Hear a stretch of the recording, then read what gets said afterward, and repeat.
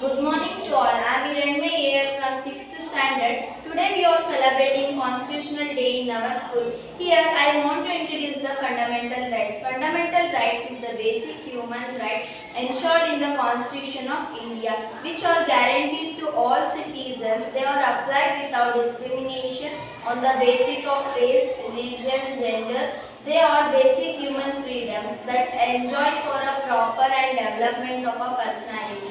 There are 6 fundamental rights. Those are right to equality, right to freedom, right against exploitation, right to freedom of religion, cultural and educational rights, right to constitutional remedies. I am introducing the first fundamental rights, that is right to equality. Under this right, all are equal before the law and that nobody are above the law. All should be get equal protection from the law. That right to equality guarantees that all citizens should be treated as equal, irrespective of religion, caste, race, sex or place of birth. No citizen shall be subjected to any restriction with regard to access to shop, public restaurants, hotels and place of public entertainment. There should be no restriction on the use of well, tanks, roads and place of public resort.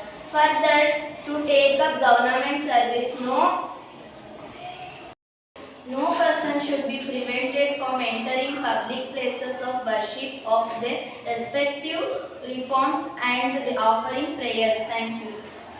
Now I am introducing the second fundamental rights, right to freedom. The Constitution has given 6 freedoms, namely freedom of speech and expression, freedom to assemble peacefully, freedom to form associations, freedom to move freely throughout the territory of India, freedom to reside and settle in any part of India, freedom to practice any professions or to carry on any occupation, trade or business. All thought freedom is a fundamental right. No individual can enjoy absolute freedom. The Constitution itself has specified certain circumstances under which individual freedom may be curtailed. From example, by taking shelter under the freedom of speech, nobody can speak irresponsibly about others. Thank you. I am Nikita Jain. Now I am introducing the third fundamental rights, right against exploitation. The aim of this right is to prevent exploitation of women, children and the weak. The union and state governments have enacted several laws to prevent exploitation. For instance, both giving and receiving dowry is punishable under the law. The system of bonded labor is considered as a form of forced labor and has been prohibited. Employment of children, mining, manufacture of BD and fireworks and such other dangerous occupations are prohibited. Education to the children up to the age of 14 is made compulsory. Thank you.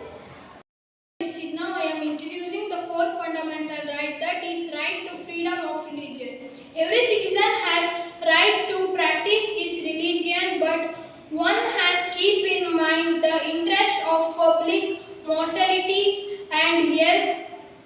The Constitution that nobody should be converted into another religion by force or fraud. Thank you.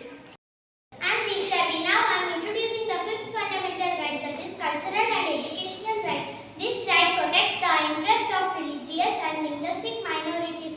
They have the right to protect their language, script or culture. They may establish and administer their own educational institutions. However, the minority educational institutions are bound by the government regulations. Thank you.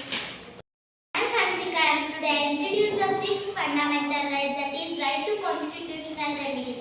When rights are violated, the citizens may appeal to the court of law for their protection.